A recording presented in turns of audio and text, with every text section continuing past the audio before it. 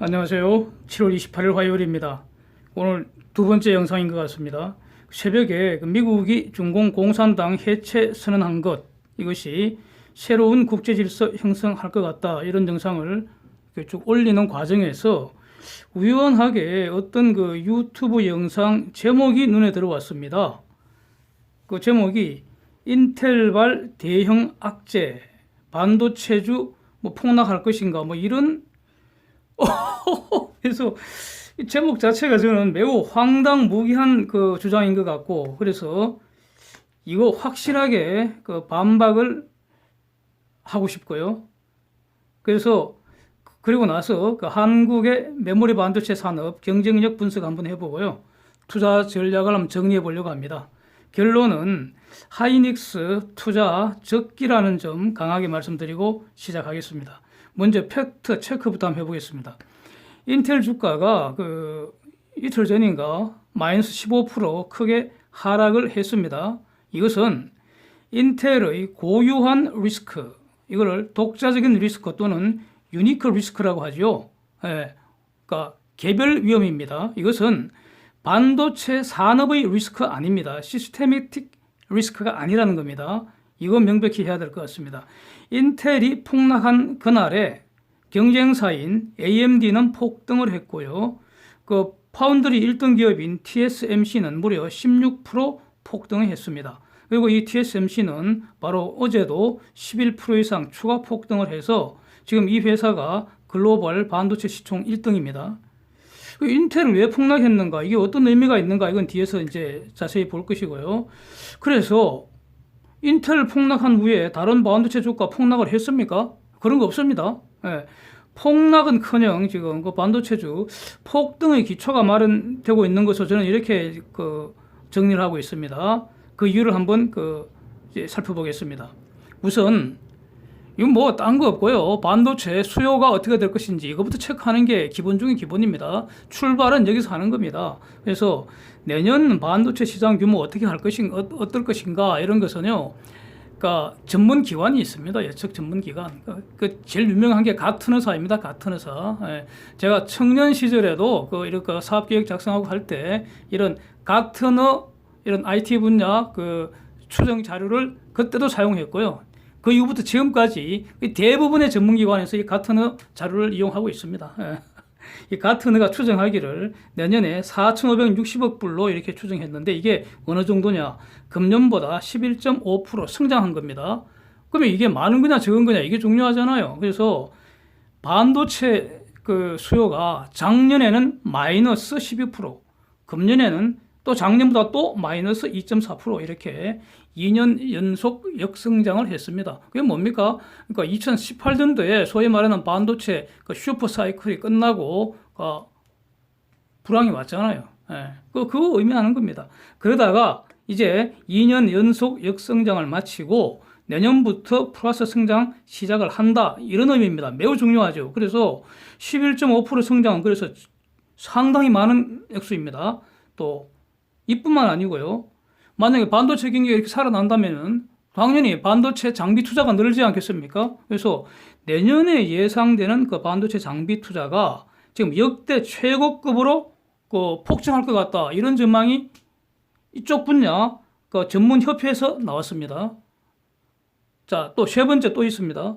지난 23일 하이닉스 컨퍼런스 콜에서 하이닉스가 지금 하반기 수요 전망을 대단히 밝게 본다, 이렇게 말했고요.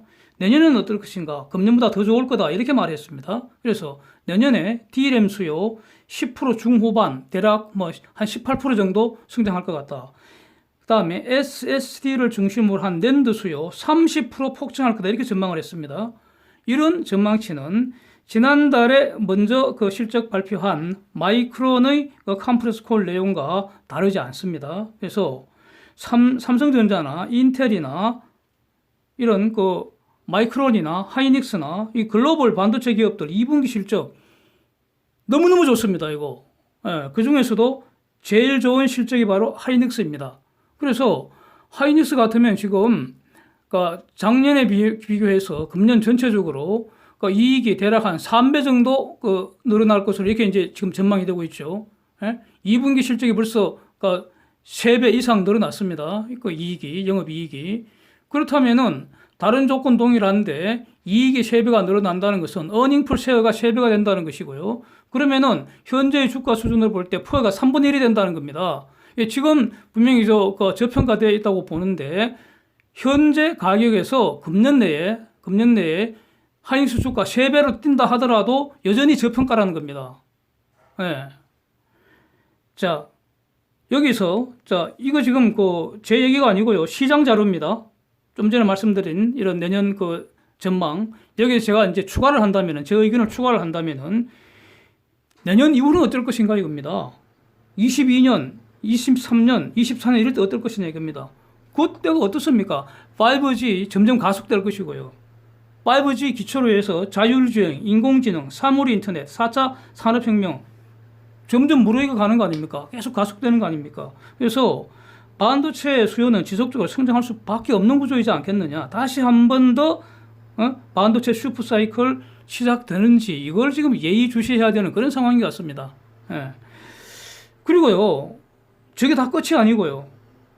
그 다음에는 또 뭐가 기다립니까? 5G 이제 마무리하고 6G로 넘어가는 거죠. 이렇게 계속 발전한다는 겁니다. 그런데 무슨 반도체 주가가 폭락을 한다는 말입니까? 말도 안 되는 소리라고 봅니다. 저는 폭등할 가능성이 매우 높다고 보고요. 폭등이라는 것은 지금 반도체 주가가 지금 비실거리고 있거든요. 한국의 메모리 반도체 주가가. 그래서 단기 폭등할 가능성이 오히려 높다. 폭락할 가능성이 별로 없다. 저는 이렇게 정리를 한다는 그런 뜻입니다.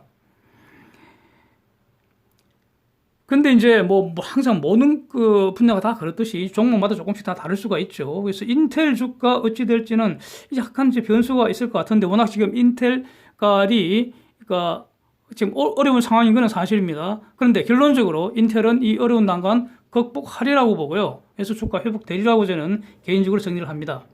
그래서 하여튼 이런 모든 글로벌 반도체 지금 반도체 투자 전략을 논할 때는 한국의 경제 상황 이런 건 고려하지 않습니다. 예, 글로벌 시장에서 글로벌 기업들하고 지금 논하는 겁니다. 그래서 그런 글로벌 반도체 기업들 중에서도 한국의 하이닉스 상승률이 가장 높지 않을까 저는 그렇게 봅니다. 예, 삼성전자보다 하이닉스가 저는 낫다고 봅니다. 예, 그래서 이제 메모리 반도체 이거 한국의 경쟁력 한번 정리해 보겠습니다. 지금 메모리 반도체는요, 삼성전자, 하이닉스, 마이크론 이 3강 체제이기 때문에 얘네들 서로 비교하면 되는 거죠. 물론 여기에 이제 곁다리로 SSD는 인텔도 이제 잘하고 있고요. 또 웨스턴 디지털도 있고 그렇지만은 기본적으로는 삼성전자, 하이닉스, 마이크론 이 3강 체제입니다. 먼저 분명히 해야 할 거는 메모리 가격 하락한다는 이 걱정거리입니다. 사진 한번 보시면은요, DXI, DRAM 익스체인지 사이트, 현물 가격 공시해주는 사이트인데, 그래서 메모리 현물 가격 시세 하락하는 꼬라지가 지금 겁이 납니다. 이거 보시면. 사진 한번 보십시오. 와, 수직 낙하하는 것처럼 보입니다. 그래서 특히 4월 이후 지금 계속 꼬라박고 있습니다. 저걸 보면 말이죠. 와, 메모리 회사 곧 망할 것 같지 않습니까? 그런데 저거 보고 놀라면 안 됩니다. 예. 저거 보고 놀라면 등신입니다. 연관이 저기서 나오는 가격이라는 것은요, 한물간 메모리라고 말하면 이해하기 아주 좋습니다. 지금 주력은 3세대 10나노급 16GB DDR4입니다. DDR4 16GB DDR4. 그런데 나오는 현물 가격 산정의 기초가 되는 거는요, DDR3 1GB, 2GB, 4GB짜리 이런 것도 들어가 있고요. 이게 더 많이 들어가 있고요. 그 다음에 DDR4에도 16기가는 하나도 없고요. DDR4에 4기가, 8기가 전부 다 한마디로 썩은 구닥다리 DRAM입니다.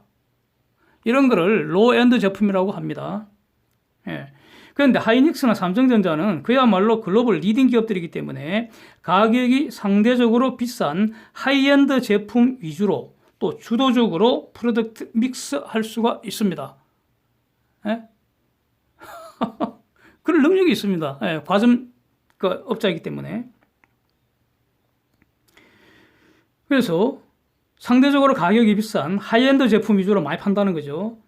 그리고 고객들도 큰손 고객들, 주요 고객들 이런 데서는 저런 로엔드 제품 쓰겠습니까? 예?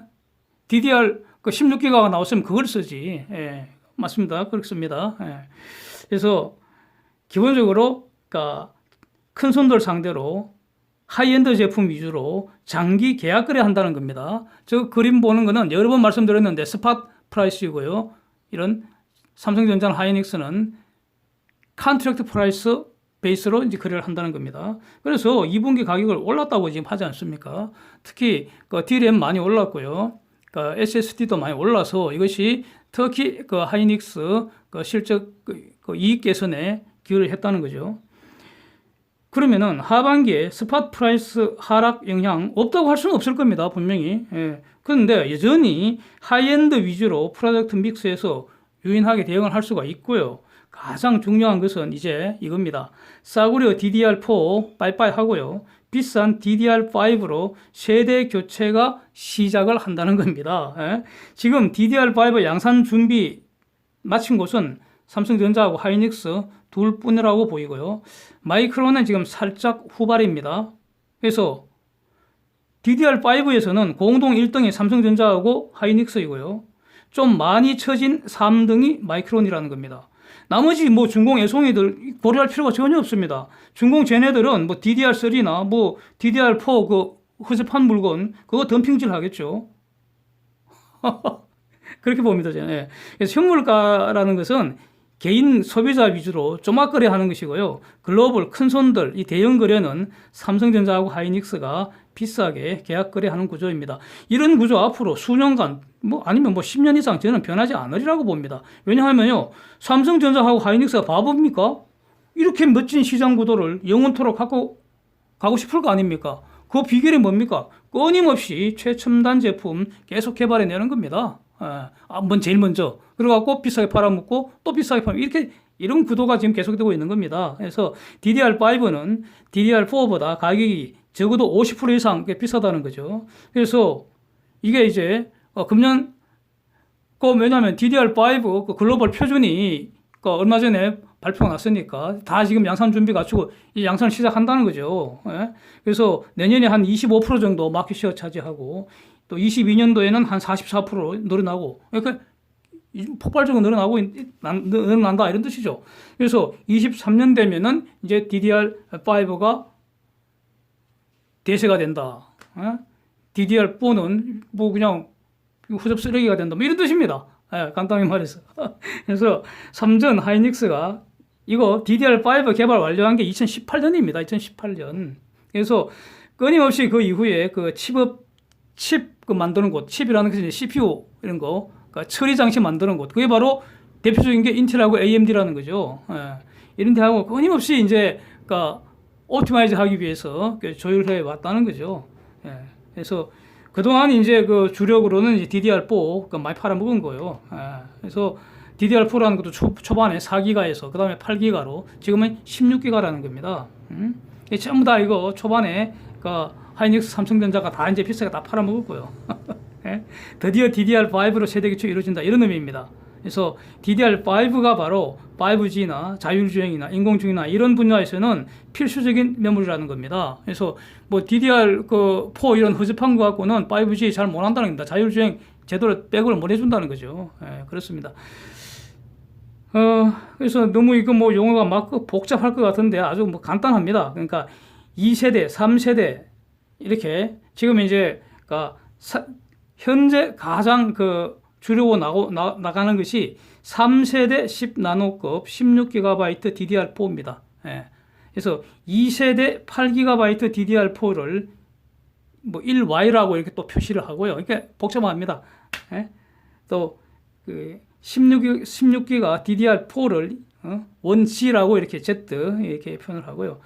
그래서 이게 만드는 거를 지금 가령 1Z 16기가 DDR4 이게 지금 주력이니까 이걸 만들 때 하이닉스 같으면은 EUV라는 그 장비 없이 기존 미세공정 기술로 이걸 실현을 했다는 겁니다. 그래서 원가 절감이 엄청 된 것이고요. 잘한 것입니다. 하이닉스가. 삼성전자는 요 16기가 DDR4 만들 때도 EUV 장비를 일부 실험적으로 사용을 했다. 뭐 이렇게 알려지고 있습니다. 그러면 이제 지금 주력이 16기가 DDR4니까 그러면 그 다음 주력 그 DDR5 말고 또 4세대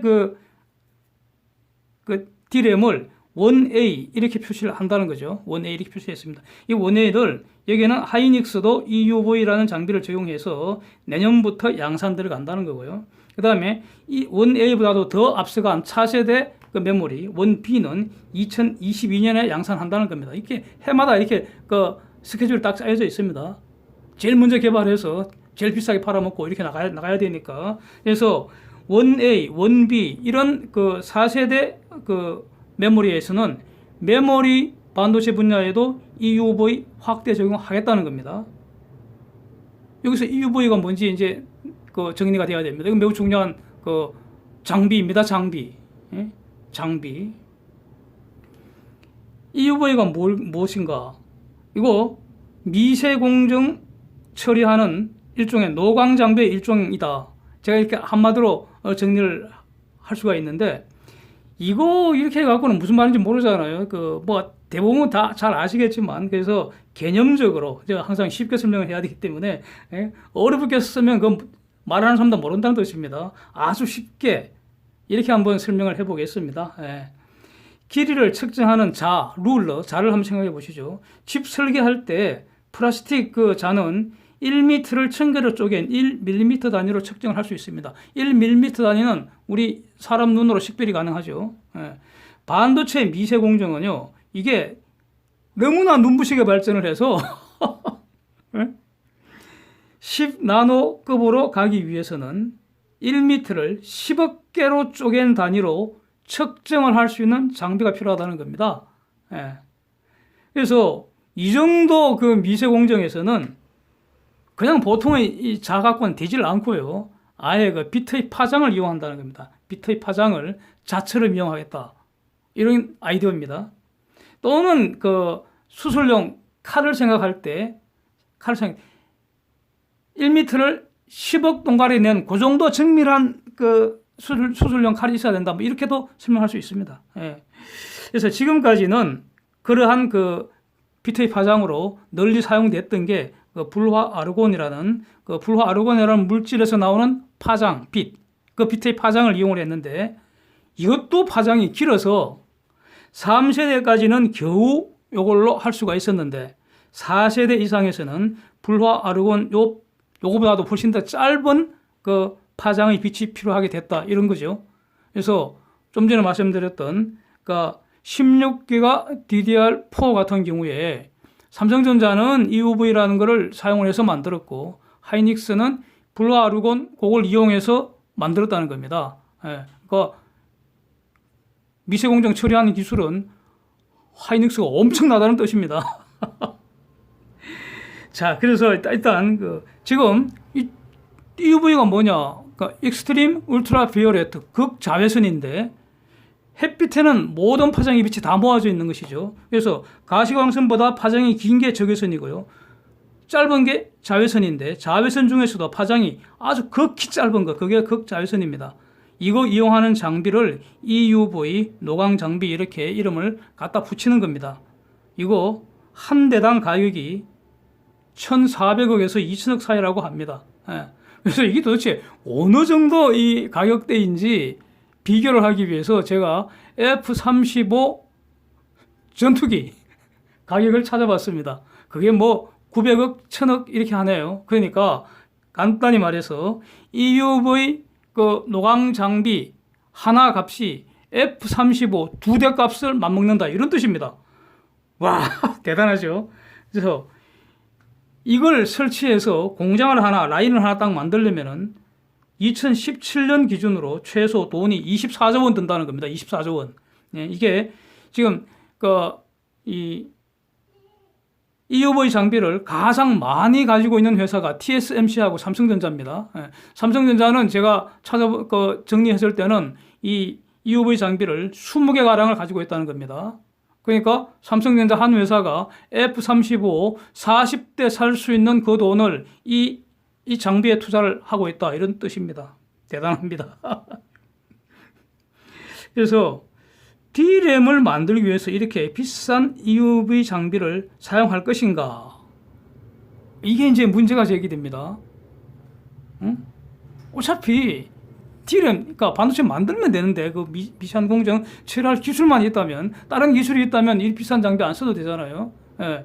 그래서 일단 삼성전자는 아까 말한 그런 원시 제품, 그러니까 16기가 DDR4 여기서 일부 적용을 했고요. 하이닉스는 원시까지는 EUV 없이 그러니까 블루 아르곤을 사용한 자기의 독자적인 미세 공정 기술로 이걸 다 만들어냈는데, 그 다음 차세대 그 메모리인 1A부터 삼성, 하이닉스 전부 EUV 적용한다는 겁니다. 그래서 준비하고 있다고 합니다. 금년 가을에 지금 그 하이닉스 같으면은 이천에 지금 반도체 공장 짓고 있잖아요. 그건 또 M16 공장이라고 하는데 거기에 EUV 전용 라인이 있고요. 뭐 벌써 뭐 실험 그 EUV 세트 들어와서 계속 그 시뮬레이션 하고 있는 것이고요. 공정화가 차질 없이 해야 되기 때문에.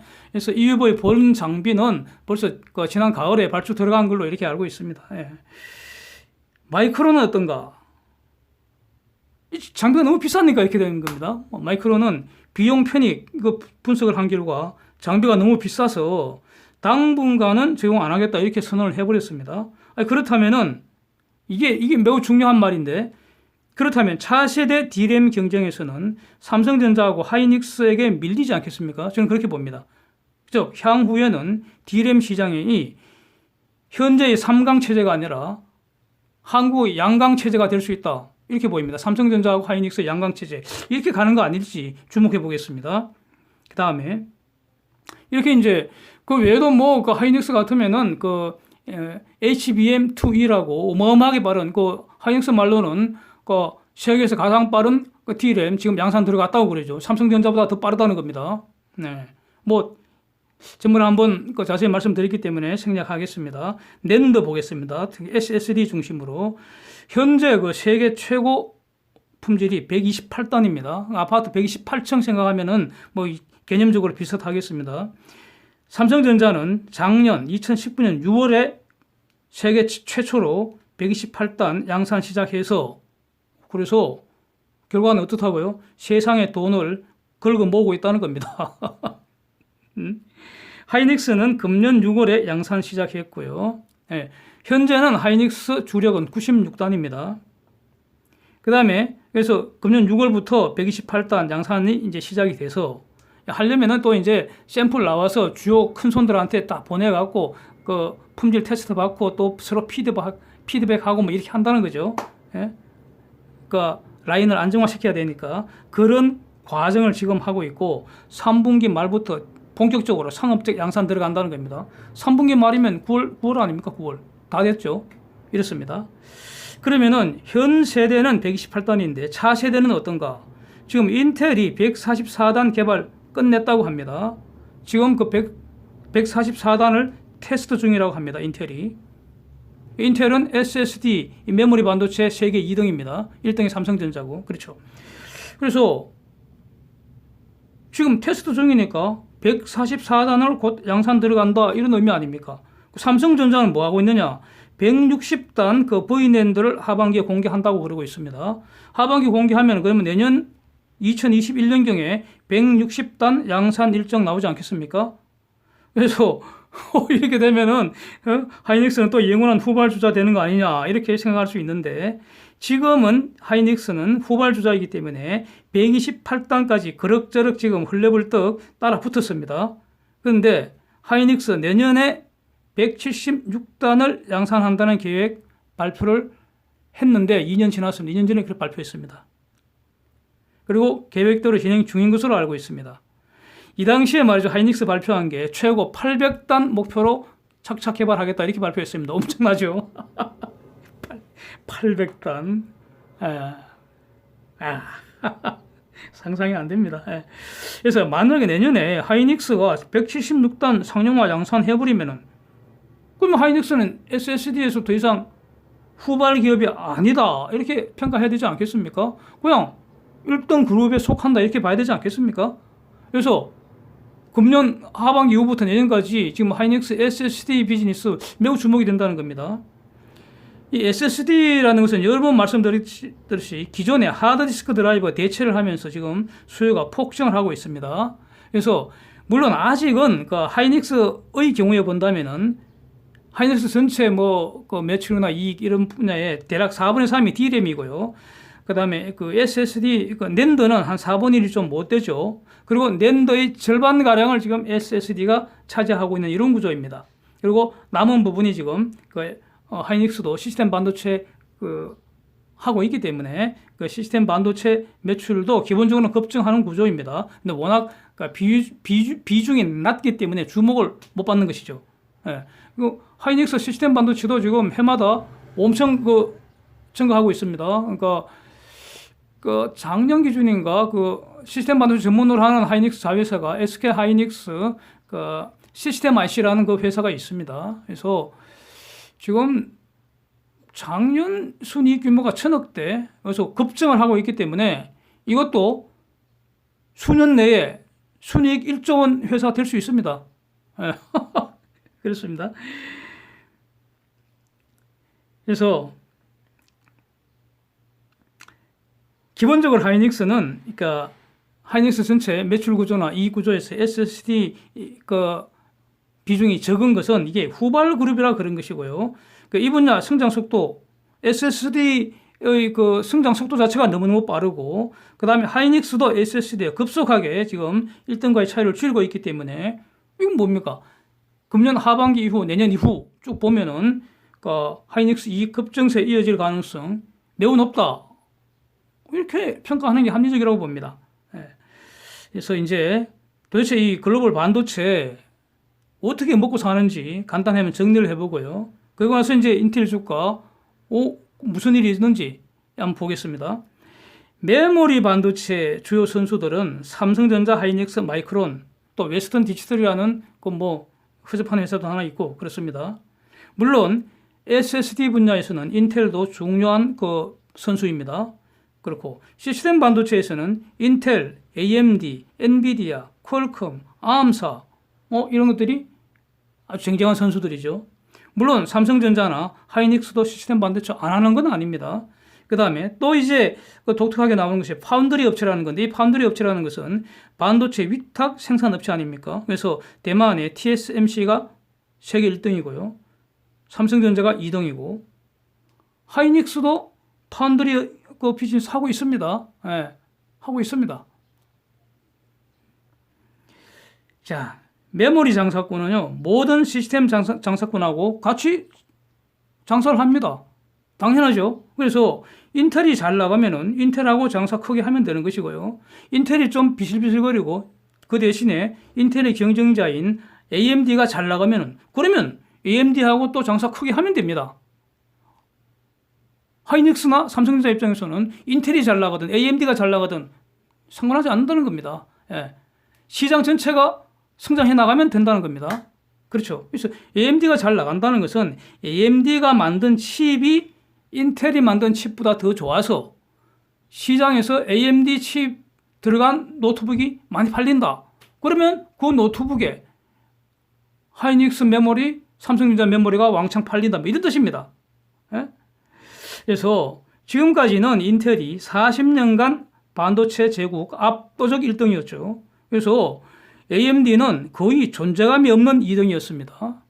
인텔하고는 잽이 안 됐죠, 그동안은. 그래서 눈물의 빵을 삼키던 그런 만년 2등, 그런 AMD였는데, 요즘에 갑자기 노트북이나 PC 이런 분야에서 AMD가 만든 CPU, 이게 이제 7나노미터로 제품이 나왔다는 거죠. 그러니까 성능이 인텔은 비실비실 거린다는 게 제대로 못 만들는 게 AMD가 만든 CPU가 훨씬 좋다는 겁니다. 시장은 좋은 물건 싸게 나오면 팔릴 수밖에 없으니까. 그래서 만년 2등짜리 AMD가 노트북이나 PC 분야에서 인텔을 위협을 하기 시작했다, 이런 뜻이죠. 물론 서버 분야에서는 아직 거의 95% 압도적으로 인텔이 아성을 구축하고 있고요. 이거는 지금 거의 도전하기 힘들고요.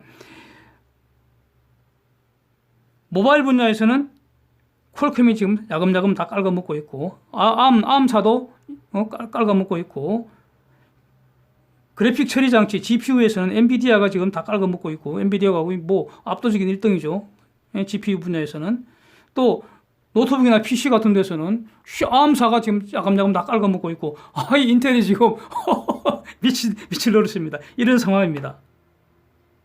그 다음에 또 뭐 인공지능 처리 장치라고 하는 IPU는 갑자기 등장한 덧부자 벤처 기업이 지금 두각을 나타내는 이런 상황입니다. 그래서 인텔의 아성이 상당히 지금 흔들리는 이런 그 상황입니다. 이렇게 된 이유는 한마디로 저는 CEO가 멍청해서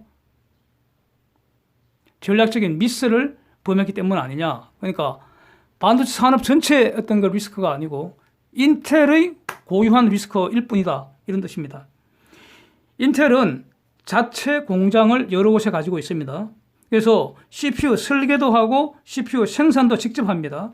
그런데 AMD나 엔비디아 이런 회사들은 칩 설계만 자기들이 하고요. 칩 생산은 TSMC 이런 데 위탁을 해버립니다. 이게 파운드리 업체죠. 위탁 생산이죠. 그래서 인텔이 지난 40년 그 반도체 제국을 만들 때까지는 이게 큰 문제가 없었는데, 그러니까 불화 아르곤을 사용할 수 있는 그 정도의 미세 공정까지는 큰 문제가 없었는데 10나노 이하 초미세 공정 들어가려니까 인텔이 이걸 지금 기술적으로 따라가지를 못한다는 겁니다. 설계 기술은 앞서 있는데 생산 기술을 따라가지를 못한다는 겁니다. TSMC나 삼성전자 같으면 7나노 벌써 해결했고요. 5나노 넘고 3나노 수준, 뭐 어떤 경우는 2나노 지금 그 도전하고 있고 이런 상황입니다. 인텔은 7나노 차세대 칩을 지금 생산을 못하고 있는 이런 상황입니다. 이걸 자꾸 지연을 시켰습니다.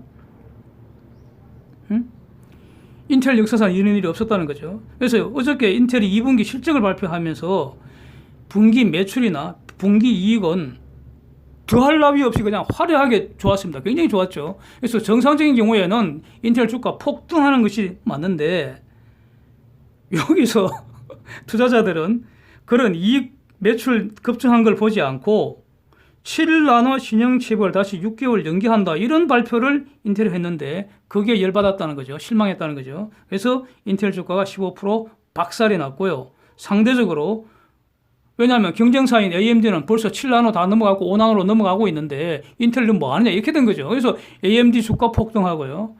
TSMC 주가가 그냥 폭등을 해버린 겁니다. 이런 상황입니다. 자, 10나노 이하로 가공을 하려면 기존의 불화 아르곤 장비로는 안 되고요. EUV 장비가 꼭 필요하다는 겁니다. 그래서 이 장비를 사용해야 되는데 지금 이 장비는 세계에서 오직 한 곳, 즉 네덜란드의 ASML이라는 이 회사만이 공급을 하고 있습니다. 그래서 기계는 똑같고요. 삼성도 TSMC도 이 기계로 그러니까 공정 안정화 시켜서 7나노, 5나노, 3나노 이런 제품을 잘 만들고 있습니다. 인텔도 똑같은 기계를 샀죠. 그런데 이걸 가지고 만들지를 못한다는 겁니다. 지금 상황은 그렇습니다. 그래서 이걸 지금 제대로 공정 안정화 그 장치를 잘 못해서 수년째 지금 실패 연속을 하고 있다. 이런 뜻입니다. 그래서 시장에서 고객들은 인텔이 그 7나노 신형 칩을 만들어 주기를 눈 빠지게 기다리고 있는데 아니 CPU가 나와야지 메모리도 팔릴 거 아닙니까? 또 고객들은 같은 값이면 인텔 칩을 사고 싶어 한다고요. 인텔 인사이더라는 그 말이 고객 뭐 압도적이잖아요. AMD 별 인기 없었잖아요. 그런 상황이라는 거죠. 근데 인텔이 자꾸 이거 실패를 하니까 결국 기다리다 못해서 인텔 주가 폭락하게 됐다. 이런 뜻입니다.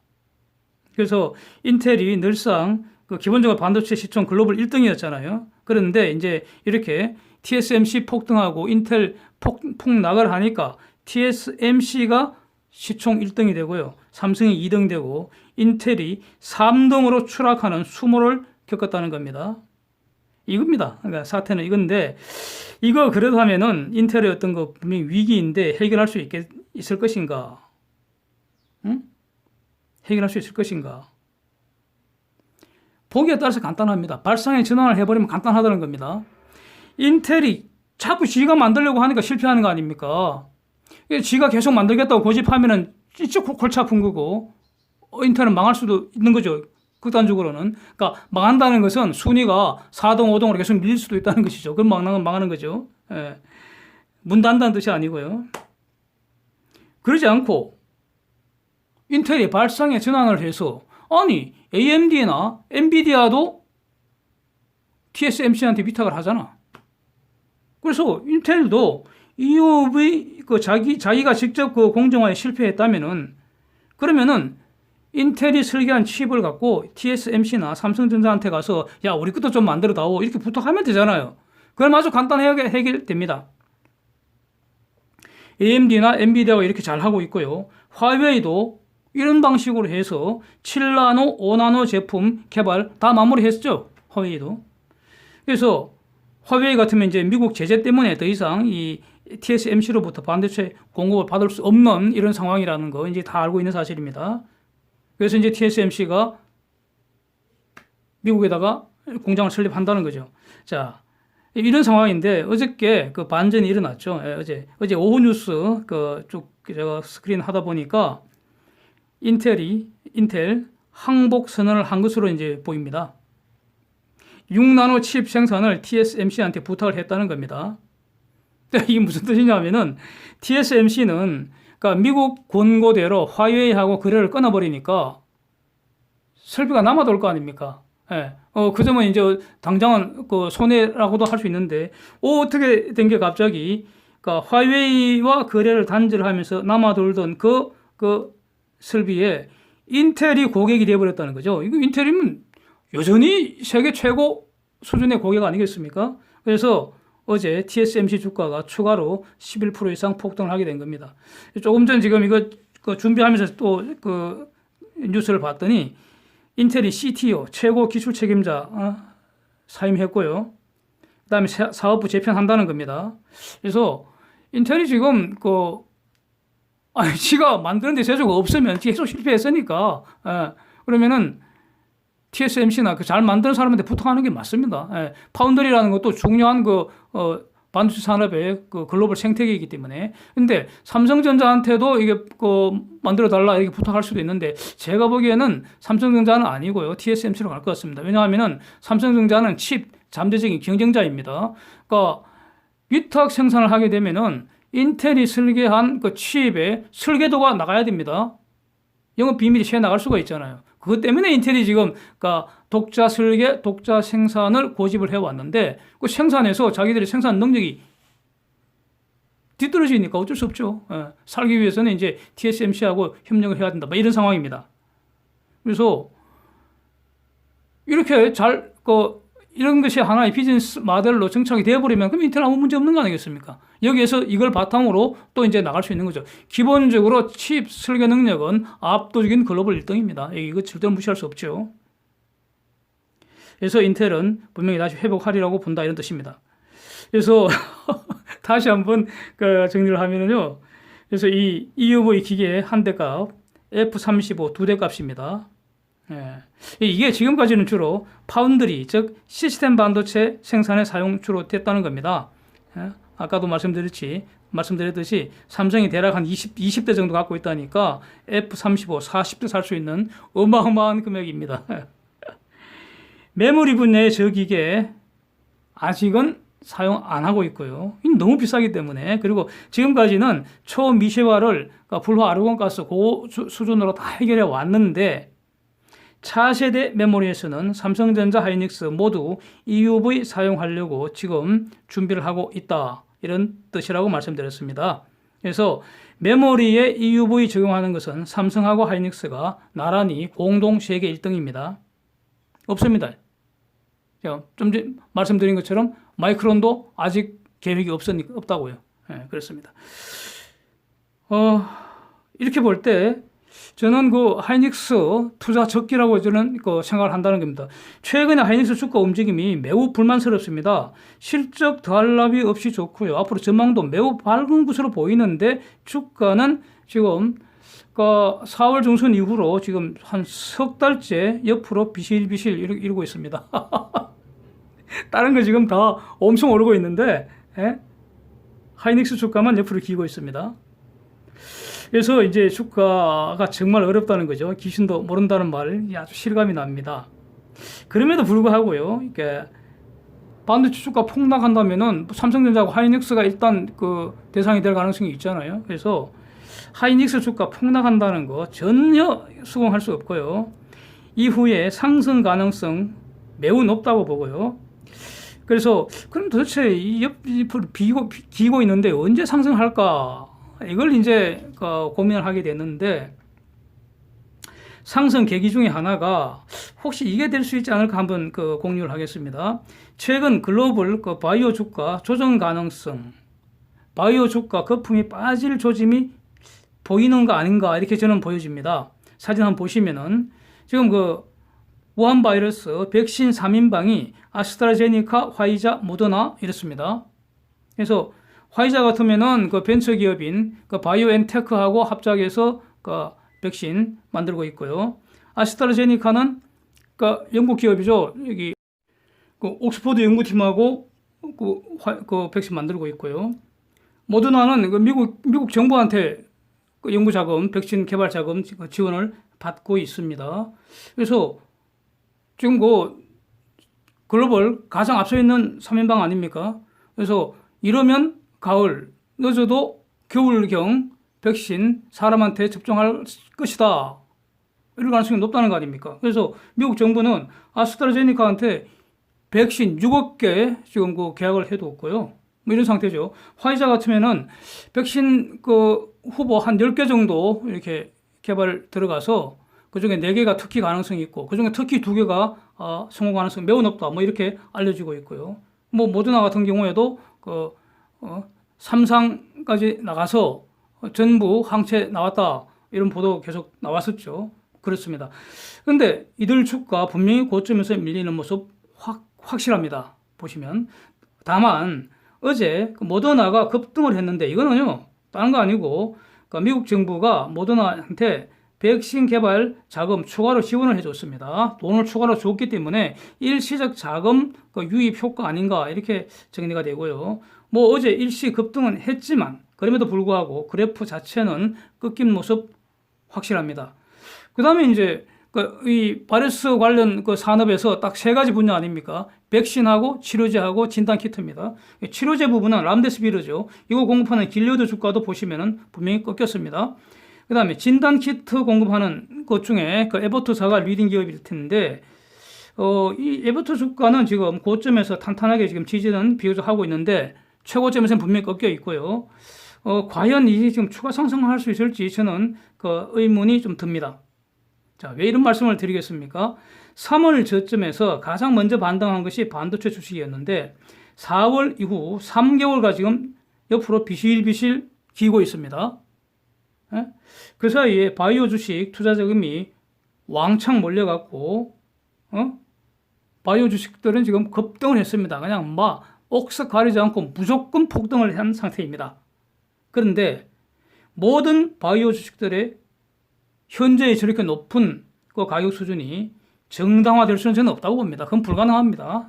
그거는 절대 불가능합니다. 그래서 결국 조정은 반드시 오는데 그 시기가 언제인가, 이거는 우리가 알 수가 없고요. 그렇습니다. 그래서 바이오에서 빠진 스마트머니가 갈 곳이 어딜까? 반도체가 유력하지 않을까? 저는 이렇게 정리를 합니다. 그래서 이제 다시 정리하면은 하이닉스 같으면은 지금 금년에 이익이 한 3배 정도 이렇게 늘어날 것으로 보기 때문에 그 얘기는 어닝 퍼시어가 3배가 된다는 것이고 퍼가 3분의 1로 줄어들 것이기 때문에 현재 기준으로 하반기에 하이닉스 주가 3배 올라가도 여전히 저평가이고요. 그러면은 내년 이후 2, 3년간 반도체 경기가 매우 좋을 것으로 저는 예상을 하기 때문에, 그러면 하이닉스 실적은 금년보다 내년이 더 좋을 것이고 그 다음에 더 좋을 것이고 계속 양호한 실적으로 뒷받침될 것이기 때문에 내년 이후에도 실적에 의한 추가 주가 상승 계속될 가능성이 높다. 그래서 지금은 하이닉스 투자 적기다, 뭐 이런 뜻입니다. 이상입니다. 함께해 주셔서 감사드립니다.